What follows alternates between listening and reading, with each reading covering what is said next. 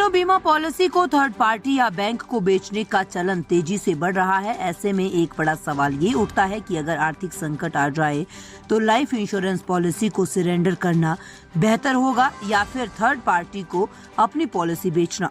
दरअसल जीवन बीमा पॉलिसी इंश्योरेंस कंपनी और पॉलिसी होल्डर के बीच एक समझौता होता है।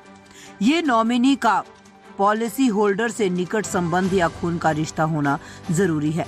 हालांकि कुछ मामलों में कर्ज देने वाले या पॉलिसी खरीदने वाले को नॉमिनी लाभार्थी के रूप में दर्ज किया जा रहा है। ऐसे मामलों में ये ध्यान रखना जरूरी है कि जीवन बीमा पॉलिसी आपकी आर्थिक सुरक्षा के लिए महत्वपूर्ण होती है।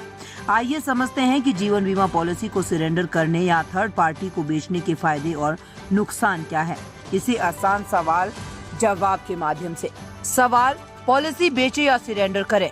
जवाब, सामान्य तौर पर सरेंडर वैल्यू की तुलना में पॉलिसी बेचना बेहतर माना जाता है क्योंकि इससे आपको कुछ ज्यादा पैसे मिल सकते हैं। इस स्थिति में बीमा कंपनी नॉमिनी में उस व्यक्ति का नाम डालने के लिए तैयार हो जाती है जो पॉलिसी होल्डर का संबंधी नहीं होता। इसे असाइनमेंट कहते हैं, जिसका मतलब है कि अब पॉलिसी पर पॉलिसी होल्डर और उसके परिवार का हक नहीं रहेगा। पॉलिसी का खरीदार आगे के प्रीमियम का भुगतान करेगा और मैच्योरिटी राशि प्राप्त करेगा। कुछ मामलों में बीमा कंपनियां डेथ क्लेम और अन्य बेनिफिट्स एग्रीमेंट के आधार पर देती है। ये पूरी तरह से कंपनियों की नियम और शर्तों पर निर्भर करता है। कई बार नॉमिनी को ये भी नहीं पता चलता कि उसका नाम पॉलिसी से हटा दिया गया है।